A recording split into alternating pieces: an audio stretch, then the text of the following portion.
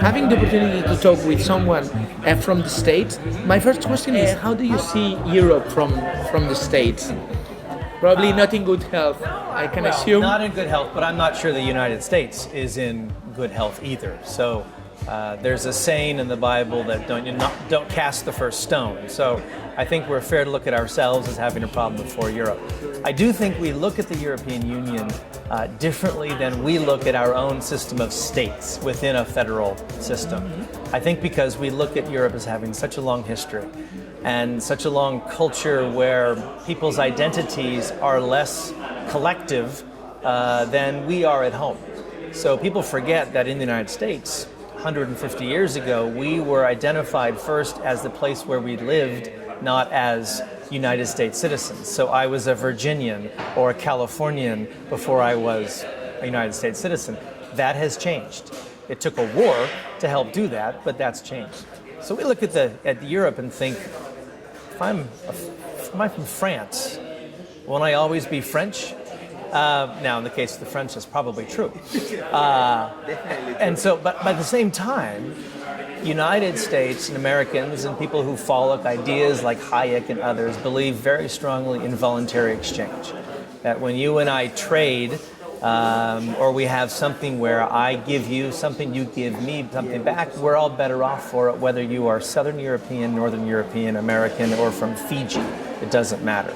And so I think by looking at the European Union, we would think, well, that would be a good way to move beyond some of these nationalities. But we don't see that happening. And we see old patterns emerge and distrust. And that's unfortunate because I think at one point in time, the European Union could have very much threatened the economic sort of strength of the United States. I don't think the United States feels that way anymore. And that's probably good from our perspective. It's probably bad from yours. From ours. Yeah. That's a good point. Actually, now that you say that, and you make me think about the difference between Europeans and Americans, and from your point of view, from your perspective, here again in these southern Mediterranean European states, we've seen how lately, in the last 1 year and a half, we've seen how parties that we consider literally dead, yes, have come back to life. Have come back to life. Right. How, from your opinion, can you explain this, that middle-income class, even middle-income class, or even here in a city like Barcelona, exactly, how these ideas, even in a city of Barcelona now, we're talking about 15% of the population can just vote the communism, the very left, the right left. And it's actually communism. Exactly. Right. So, can you imagine that in the States, for instance? No. It is a very difficult concept for us. Now, the United States history is full of populist movements. As a matter of fact, one of the things I may mention today is railroad regulation grew out of populism. So did a lot of industry. But we have managed to sort of change that over the last 30, 40, 50 years. Even if I, as an American, still think the state is too strong, we are nothing like others. So I understand that.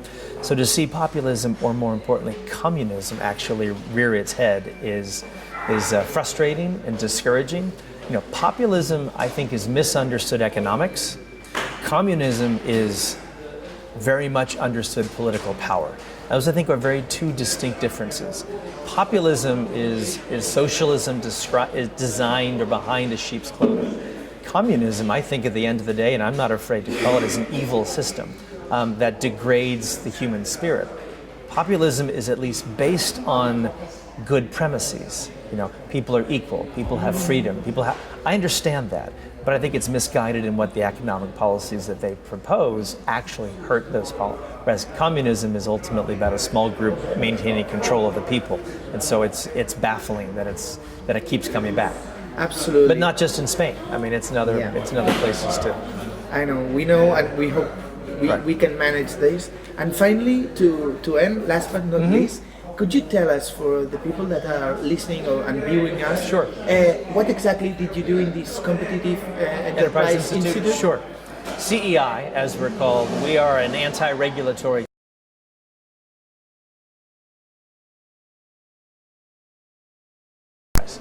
And we see government creating a lot of barriers to business, to private individuals, to make investments, to have free exchange. And so we are a very active group. We are a think tank. We produce papers, but we also file lawsuits.